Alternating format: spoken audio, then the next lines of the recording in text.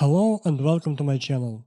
My name is Alexei, and today I have a special guest, Bob Marlette. Bob Marlette is a wonderful rock and metal sound engineer who has been working with such great bands as Ozzy Osbourne, Alice Cooper, Rob Zombie, Marilyn Manson, and many more. Bob Marlette has wonderful courses on metal production on Pro Mix Academy and Color Audio Cult. You can check out his courses, all links will be in the info box of this video. It's a huge honor to have Bob Marlette on my channel. And let's start our interview. How you became a sound engineer? It's funny because I started engineering. I actually started out as a musician and a songwriter on stage. When I transitioned, when I started moving from just being a stage performer, when I started really getting into the studio, I started becoming a session musician, and I started making a lot of records in the late 70s and early 80s. And engineering was more of a case of I'd be working on a record, I'd listen to it and I'd go, wow, this doesn't sound very good, and I was like, wonder what happens if I do this. Weep, weep, weep, weep. And that's literally how I started getting into engineering, was just sitting there messing around with sounds, just trying to make things sound better. My engineering career, all through my career in life, has been just sort of trying to get the sound that's in my head on the speakers. So I would just experiment, and then to this day I'm still pretty much the same way. It's like I hear it in my head and I want to get it to be that way. And so I just start messing with things. And then over the years of time of doing it, you just you learn things and you learn tricks. And because that's kind of, a lot of what I'm trying to do now is that after, my blessed career, I've been very lucky and very blessed in doing this career. I'm trying to give back to people just like you, to get the next generation of people coming up and helping to teach them and show them music and how to make the dream come true. You got to remember, when I first started doing this, there wasn't any schools for this. That was way before schools ever started for doing this. So I literally just started making music, just sort of, hey man, let's just see what happens. That was kind of the beauty of the old days, where the rules, there were no rules. You just had to experiment, try stuff till you figured it out. Yeah, I've always been all about experimenting and trying things and seeing what happens. So my next question is how you got into mixing rock and metal. I didn't start out doing heavy music. People are always kind of shocked when they start looking at my body of work, discography, and my, all the records that I made. Because in the 70s and 80s, I was playing piano with Al Stewart, and I was working on Tracy Chapman, Wilson Phillips, Sheryl Crow, Rick Springfield. I was doing all these sort of, pop and all sorts of different kinds of music. And I think ever since I was a kid, I always kind of liked, guitar-based. I know as a keyboard player, I actually liked a lot of guitar-based music. I mean, I enjoyed, like, one of my bands that I really loved when I was a kid, I really loved, I loved ZZ Top, and I loved a lot of those kinds of bands. I think it was almost inevitable, but really what got me really sort of into rock was in the early 90s. I discovered a kid named John Five, who is now playing guitar with Motley Crue, but John and I have we've worked together now since for 30 years now, and we've been best friends for years and years. And basically what happened was I made a record with John and a singer named Mark Binder called Red Square Black. And it was a very early industrial, kind of really heavy, brutal record. It was one of those records that were, a lot of sort of, it was kind of a cult record where a lot of underground people got into this record. What happened was all of a sudden, because of that, that's when Rob Halford from Judas Priest called me, and Tony Iommi from Black Sabbath, and that's when I started getting into all of these records. But I didn't set out to say, you know what, I'm gonna make heavy records. That just was, it happened. But honestly, it's, part of the thing I always say about my career is that, the beauty of doing this is you just never know where it's going to go. You don't. You just make music. You do the best you can.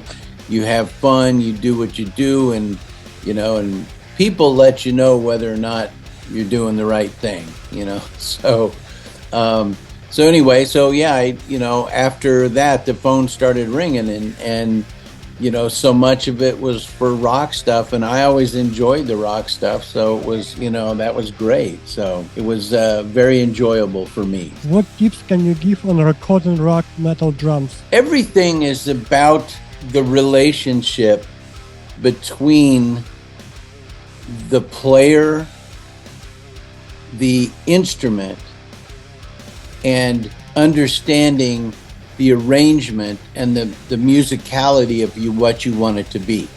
Every time I start a record, I always start by saying, the first thing I do is like, what do we want this to be? What do we want this to sound like? How do we want these drums?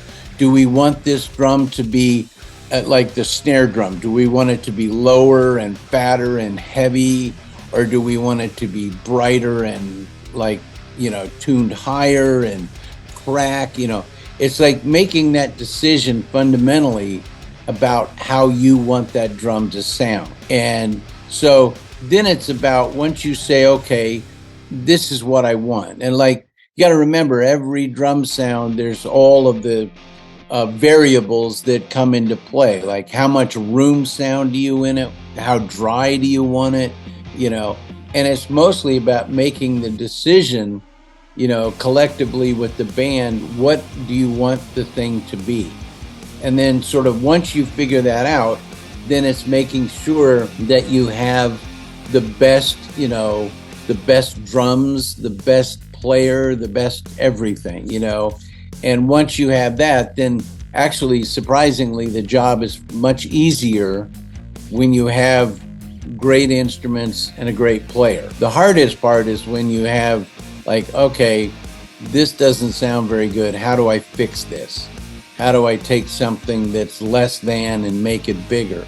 And that's mostly about the relationship between understanding different aspects of each drum. So if we start with the kick drum and we say, okay, the kick drum that we have in front of us is a 22 by 18 inch kick drum, right? Which is not particularly big, but it's not small, and you say, okay, out of this drum, I can only get this sound with, and primarily with the kick drum, I just say, hey, I want it to be punchy, tight, clean, and powerful. And then I use samples and room sounds to decide how big or small I want the drum sound to be. In other words, I'll add, if I want to say, okay, well, I want the kick drum to be powerful and centered but I want it to also sound like it's a 26-inch kick drum. So I want it to be huge and, so then I'll add the samples on top of it. And then I got the punch of the organic drum, and then all of the size and dimension from the sample. And essentially I go through that process with each drum, snare and toms. And then with the overheads, it's really important, especially with the overheads in rock, they're not too roomy. A lot of times people have their mics way too high on overheads, right? I don't. I have my mics pretty low and almost like they're spot miking, not just like these giant overheads, but they're actually spot miking each cymbal, because that way in the mix, when it gets, when your mix is so ginormous, and you still want to hear the accuracy and or clarity of the cymbals. If they're too roomy, it's just noise, and you can't really distinguish the sound. So what you want to do is make sure the overheads are lower, but you also want room mics to get that bigger room sound. And then it becomes taking all of those components, all of those things, and just balancing out exactly what you want. I want my kick drum bigger, I want it smaller. So less sample, more organic kick. If I want my kick drum to be huge and roomy, bring that up. The other thing I do is all the time I bring in samples that I've made of my favorite rooms around the world. Like I have samples of snare drums from the Townhouse in London, Olympic Studios in London, Blackbird Studios in Nashville, A&M or Henson in LA, and I have all these amazing samples that I've created over the years.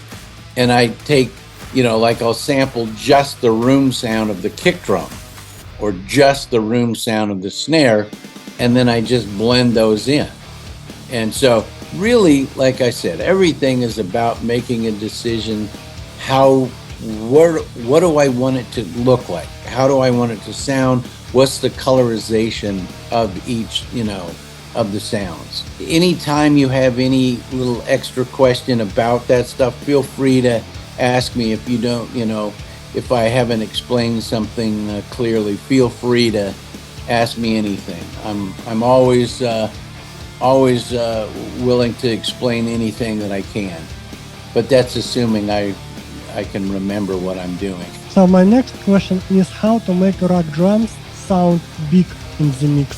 So much of mixing is actually about getting rid of stuff that you don't need. In other words, it's the same principle I was saying about understanding when you get the drums, you're recording the drums. When you make the decision of what you want it to sound like, it's the same principle when you get into mixing. It's like, how do I want this mix to be? Because some mixes you listen and the drums are like, whoa, they're really loud and they're really in your face, and the kick drum is, it's like this super bright, pointy kick drum, and the snare, it's like, it's making decisions on where the balancing of what you want.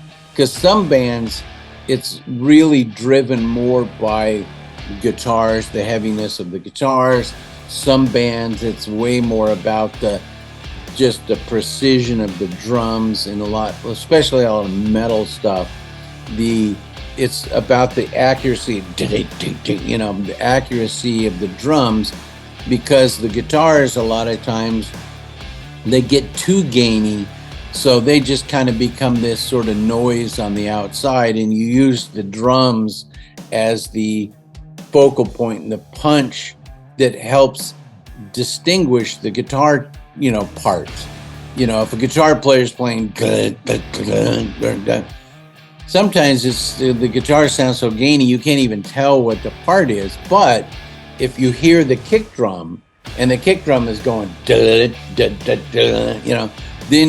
the guitar is doubling that, oh, okay, I know what that is playing. So it's being aware of what you want, what it is you want to be articulated.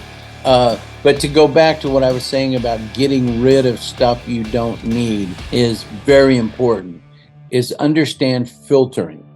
Filtering is a huge part of mixing.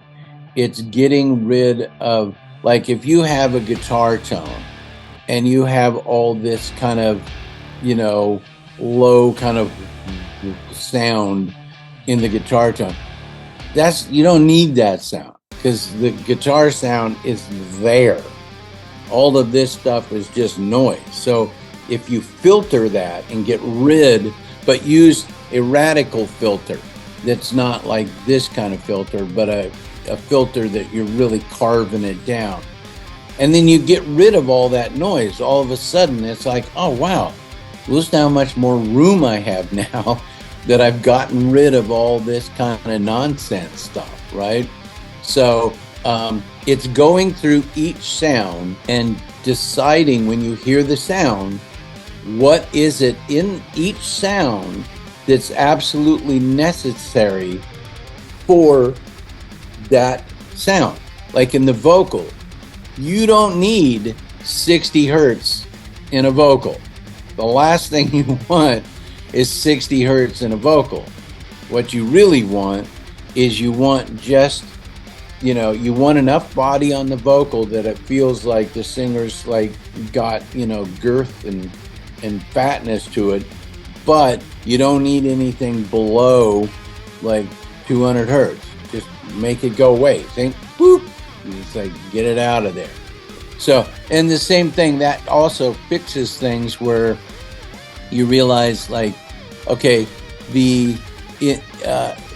like when the singer sings, every time he thumps his foot on the mic stand and there's like, there's all this, or there's this like, So you want to get rid of stuff that you don't need. And then if you do that to every track, that you decide, okay, this sound needs to be here, this sound needs to be here, this, and all of a sudden, then it becomes more about placing things exactly where they need to fit. Once you do that, all of a sudden you realize, wow, I have so much more room for my drums. So all of a sudden your drums sound much bigger, and the best example of that ever is Led Zeppelin, okay?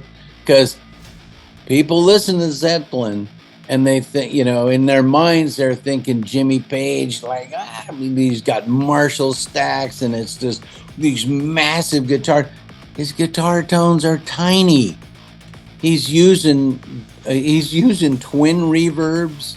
He's using Supros. I think he wasn't even recording with Marshalls until later, actually in the studio. But a lot of those early records, there's almost no gain, because a lot of that stuff was sort of pre-gain, where you didn't have that extra overdrive gain stage, right? So that's why, it's so important to understand space. It's when you hear those Bonham drums, right? It's this combination of a couple things. Number one, Bonham just was played with so much energy, but his drums weren't huge. In other words, next time you go back and analyze a Bonham, a Led Zeppelin track, and you realize there's almost no low lows. Like there's almost nothing below 60 hertz, okay? And today's records, you got 20 to 20K. It's full. It's completely full. And each guitar tone, each this and that are so huge, right? That's what eats up space and makes your drums sound smaller. So again, it's the theory of getting rid of everything that you don't need. So very important. So my next question is, what tips can you give on recording rock metal vocals? Rock metal vocals are really, it's 90% performance. It's not recording a rock vocal isn't about some trick to like, I use this compressor chaining into that compressor with this mic pre. No. The secret to a great rock performance is the singer. If the singer is totally conviction, giving you the most conviction, and the singer is, and the song is great, I say this on almost every interview. It's the same thing. It's like, what is the cure for a shitty snare drum sound? A hit song.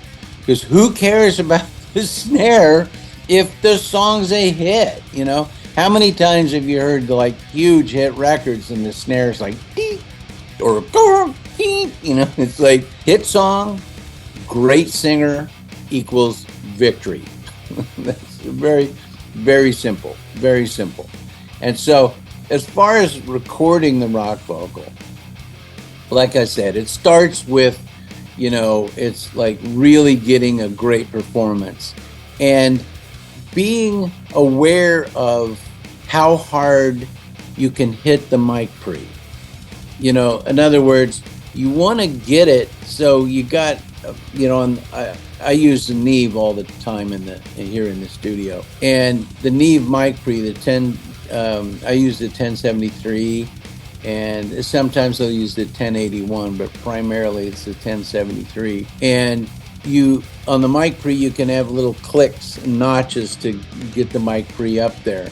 So you want it so it's up there, but not so much that it's unplanned distortion. Some distortion on the mic pre is great because that gives you the, you know, the angst and the energy that you're looking for, but you can't erase that.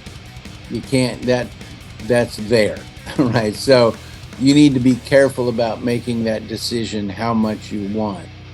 I just set it always so it's just below distortion, but it really feels like it's like, oh yeah, that's powerful, but not so much that it's out of control. When I record vocals, I use multiple compressors because primarily, you know, what I want to do is I don't want to have one compressor. This actually is one of the techniques I use a lot in mixing too. I always use multiple compressors because I don't want one compressor to work too hard on one specific sound. In other words, I want this particular compressor because it has a tone that I like or an effect that I like. I want it to just do this. And then this compressor, I want it to do this, right? So I want to take the noise floor, bring it up to here. This one just like ducks it down so it holds its position really great in the track. Because especially in rock, you don't want something that's so up and down that, you know, you're fighting in the mix to try to get it up there. You want something that holds it, but you don't want to feel like it's being over compressed. Because if it's over compressed, it just doesn't sound so good. So you want one that kind of ducks it down and holds it there, and then the other one that sort of does the work of bringing it up. So it's mostly, and let me say this about microphones. I mean, I'm pretty lucky that I get to use, you know, all the top mics in the world and stuff like that, but you don't need that to record a good rock vocal. An SM7, any number of mics, you know. I even recorded Phil Anselmo from Pantera with a handheld 57, you know, or actually it was a 58 because it had the ball, but we recorded his lead vocal with a handheld mic, and he just, you know. So that's what I mean. It's like you don't have to have the perfect equipment. That is not what it's about. And this goes for pretty much everything. It's really, at the end of the day, it's way more about just whatever you have in front of you, whatever you use, make that work, make that sound the best you can make it happen. And you'd be surprised with, you know, once you get into Pro Tools and when you get into, it's really more about just manipulating it once you get it into your DAW and once you get it into your workstation. That's what the secret is from there on. So my next question is how to create a good low end in a rock mix. Low end is more about being specific about kind of the same principle that I'm saying about everything. It's about where do you want which part of the low end to be? Like on like a kick drum, you can make a decision. I want the majority of my low end to come from the kick drum, meaning that every time you hit the kick drum, it's like all the way down to 30 hertz. It's like glue, you know? Or do you want the majority of your low end to come from the bass? So it's about sort of making the decision between those two instruments, which one is the one that's going to carry the majority of your low end. Like with the bass, I find that most of my lows, like the 40 hertz, 40 to 60 hertz, that comes from the bass. And the kick drum, I want to be more 80 to 120 punch. So the clarity of the kick drum is hitting you, but the bass holds the, So it's dividing those two instruments up, and the more you're specific about saying which instrument does what, then again, it goes back to the same principle of get rid of stuff that you don't need. And this goes back earlier, I was saying about the filtering. If you get rid of all this other kind of low-end noise and rumble and flap, and you only have the bass and the kick drum being powerful and clear, all of a sudden your low end sounds really great and tight and powerful. How to make a rock mix sound clean? Everything is about, again, I don't want to sound like a broken record, but everything goes back to making the decision about what it is that you, as the mixer producer, make the decision. What do you want the audience to hear? Because that's one of those big things in music that is so important. You need to decide what you want the audience to hear. Because you don't always have the luxury of like having 100 different parts and you want everybody to hear everything. The ears don't work like that. People's brains don't work like that. You need to tell them what you want them to listen to, okay? So that goes to about the concept of designing, like you design your drums to fit, okay? One of the things I forgot to say is that with drums, when I do all the drums, I do everything to a sub mix, a stereo sub mix of drums. And then that mix, I'll take, instead of having it all the way at 100 and 100, I'll bring that into 80 and 80. So there's no sound from the drums that are all the way panned really hard right and hard left. If you bring it in a little bit, then all of a sudden you put your guitars at 100 and 100. And the drums aren't fighting with that extra space there. And so it's the same principle. It's designing everything to fit, and then designing the same principle goes with depth. Okay, you got width, you got depth. Some things you want, like one of the tricks I do vocally is what I do is all the effects that I put on the vocal, and I put a lot of shit on the vocals, right? But what I do is I have no effect on the vocal that is immediate, meaning that I always put a pre-delay on all the reverb to push all the reverb back a little bit. I always put delay times back a little bit.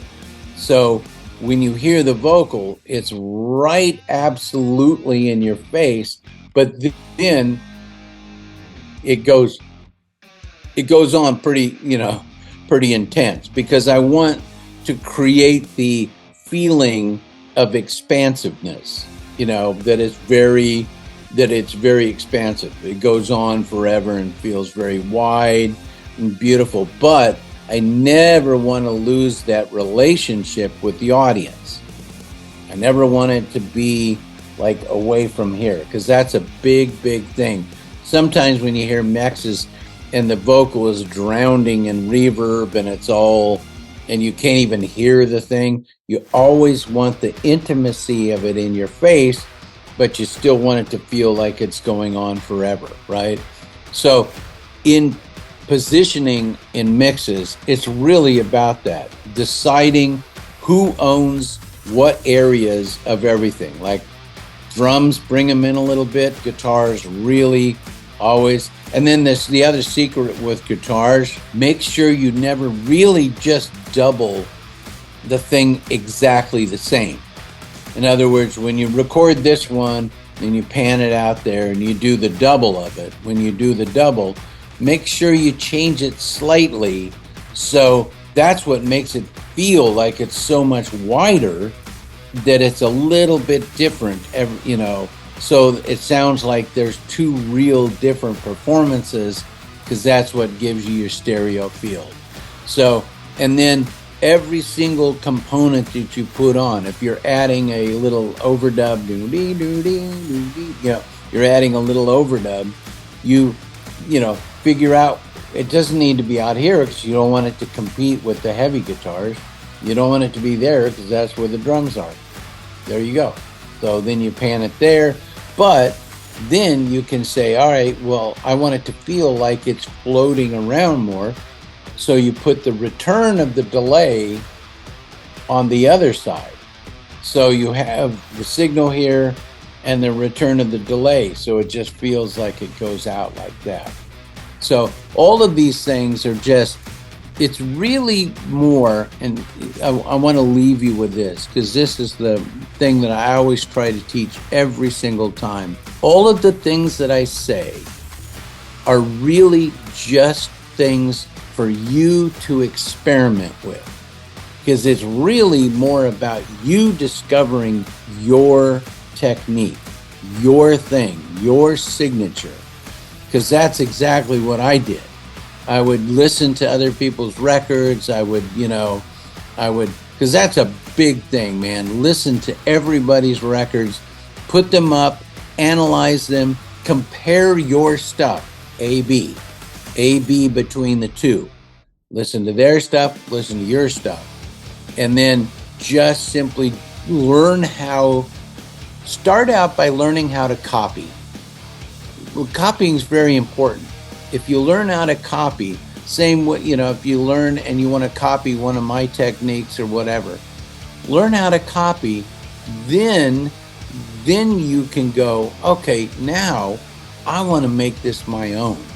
I want to evolve and try new things and experiment and see what I can do, because that is what eventually makes truly great music, is everybody discovering their own thing that pushes musical world forward. Thank you so much for such a wonderful conversation. It was a huge pleasure talking to you. Thank you so much for taking your time, and thank you so much for all of your wonderful courses and free videos on YouTube. And I'm learning much from you. Thank you so much for everything. It's my pleasure, and thank you for contacting me, because I love doing this. Everybody all over the world, I just want to make music better. I want you to enjoy making music, and good luck to everything in your world. And I hope you can really carry on with this, because that's a good thing.